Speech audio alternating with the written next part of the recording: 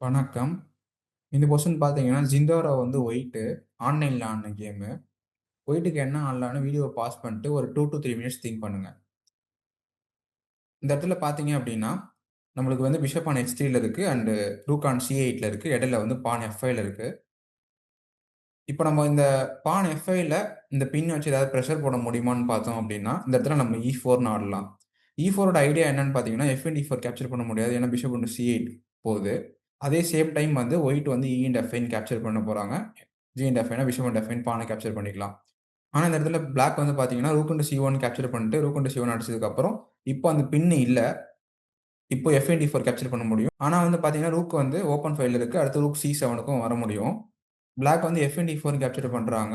என்ன ஐடியான்னு பார்த்தீங்கன்னா, F and D4 night and D4 capture பண்ணிக்கலாம் அப்படின்னு. பட் இந்த இடத்துல தான் ஜிந்தாரோ வந்து ஒரு இம்பார்ட்டன்டான மூவ் வைக்கிறாங்க. அது என்னன்னு பார்த்தீங்கன்னா, பிஷப் டூ E6. இந்த பிஷப் E6 என்ன பண்ணுதுன்னு பார்த்தீங்கன்னா, இந்த கிங் அண்ட் ரூக் 2யுமே கண்ட்ரோல் பண்ணிட்டு இருக்கு. டாமினேட் பண்ணிட்டு இருக்கு. ஸோ மெயினா இந்த கிங் வந்து ஃபுல்லா டாமினேட் ஆயிருச்சு. இந்த GH ஸ்கொயருக்கும், F7 ஸ்கொயருக்கும் வர முடியாது. அதே டைம் ரூக் வந்து பார்த்தீங்கன்னா, இந்த CH ஸ்கொயருக்கு கம்ப்ளீட்டாவே வர முடியாது. பிஷப் E6 என்ன பண்றாங்கன்னு பார்த்தீங்கன்னா, E அண்ட் F3 கேப்சர் பண்றாங்க. King and F3.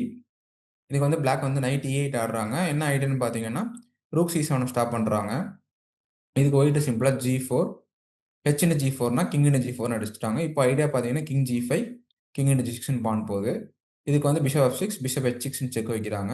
இப்போ நைட் G7 மாரி போனீங்க அப்படின்னா ரூக் C7 வந்துரும்.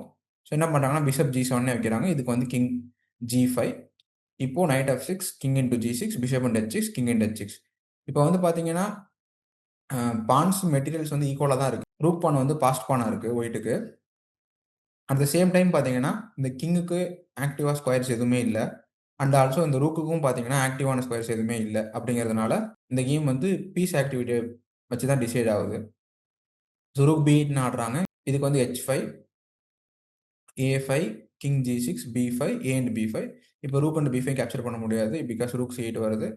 அண்ட் ஆல்சோ ஒயிட்டுக்கு த்ரெட் வந்து பார்த்தீங்கன்னா, H6, H7, H8 queen. So தடுக்க முடியாது. பீஸ தான் குடுத்தாகணும் பிளாக்கு. இந்த இடத்துல பிளாக் ரிசைன் பண்ணிடுறாங்க.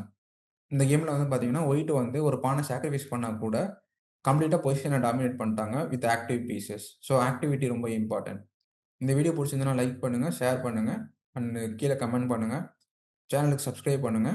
நெக்ஸ்ட் வீடியோல பார்க்கலாம். பாய் பாய்.